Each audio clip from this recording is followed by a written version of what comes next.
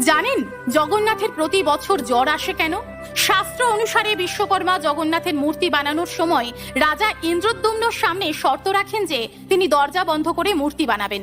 যতক্ষণ না তার মূর্তি বানানো শেষ হচ্ছে ভেতরে কেউ প্রবেশ করতে পারবে না। তার কাজ শেষ হওয়ার আগেই দরজা খুলে গেলে তিনি মূর্তি বানানো ছেড়ে দেবেন। এমনই একদিন কোনো আওয়াজ শুনতে না পেয়ে রাজা অধীর হয়ে পড়লেন। ভাবেন বিশ্বকর্মা নিশ্চয়ই মূর্তি গড়ার কাজ ফেলে রেখে চলে গেছে। এই ভেবে রাজা দরজা খুললে শর্ত অনুযায়ী বিশ্বকর্মা সেখান থেকে অন্তর্ধান হয়ে যান।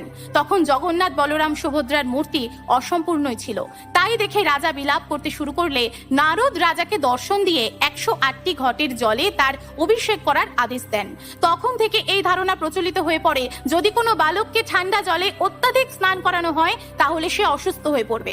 তাই স্নানযাত্রা থেকে 15 দিন পর্যন্ত জ্বরের জন্য জগন্নাথকে মন্দিরে বন্ধ করে রাখা হয়। তিনি থাকেন একান্তে। জয় জগন্নাথ। Download ShareChat.